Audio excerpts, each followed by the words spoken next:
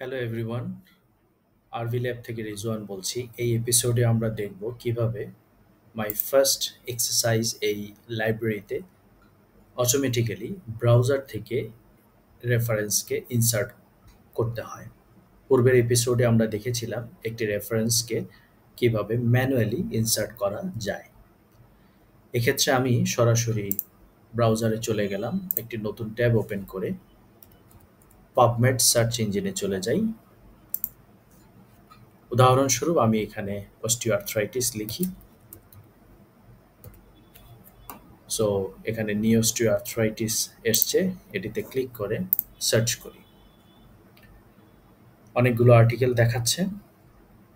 ধরুন আমি সেকেন্ড যে আর্টিকেলটি আছে এই আর্টিকেলকে ইনসার্ট করাবো, তাহলে রাইট বাটন ক্লিক করে নিউ ট্যাবে এই আর্টিকেলকে ওপেন করি।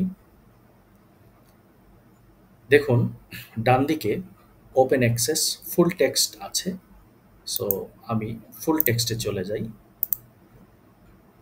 সাধারণত যেই সকল আর্টিকেলের ফুল টেক্সট অ্যাভেলেবল আছে তার মূল ওয়েবসাইটে গিয়ে সেটিকে ইনসার্ট করলে কিছু বেনিফিট পাওয়া যায়। সো আমরা এখন ওই আর্টিকেলের মূল পেজে, জার্নাল পেজে চলে এসেছি। এখান থেকে প্রয়োজনীয় ইনফরমেশন নিয়ে এই আর্টিকেলকে যদি আমি সার্চ করতে চাই তাহলে আমি ম্যানুয়ালিও ঢুকাতে পারি, অথবা আমরা এই কানেক্টর বাটনকে ব্যবহার করতে পারি। আমি যদি এখানে ক্লিক করি তাহলে দেখুন মাই ফার্স্ট এক্সারসাইজ ফোল্ডারে এই আর্টিকেলটি অটোমেটিক্যালি ইনসার্ট হয়ে যাচ্ছে। টাইটেল, যেহেতু এটি ফুল টেক্সট অ্যাভেলেবল, পিডিএফটিও সফটওয়্যারে ইনসার্ট হয়ে যাবে। কিছুক্ষণ অপেক্ষা করতে হবে যতক্ষণ পর্যন্ত না এই পপ আপটি চলে না যায়।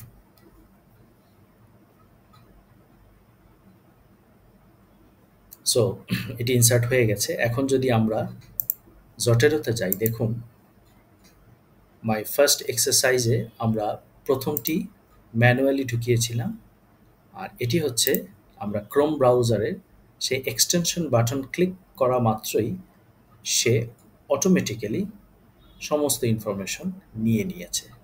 সো এইভাবে আমরা খুব সহজেই ক্রোম ব্রাউজারে আর্টিকেল সার্চ করে কানেক্টর বাটন ক্লিক করে ইজিলি আমার নিজস্ব ফোল্ডারে রেফারেন্সগুলোকে ইনসার্ট করাতে পারি। ধন্যবাদ সবাইকে। নেক্সট এপিসোডে আমরা দেখব কিভাবে এখানে ডিওআই ব্যবহার করে আর্টিকেলকে ইনসার্ট করতে হয়। ধন্যবাদ।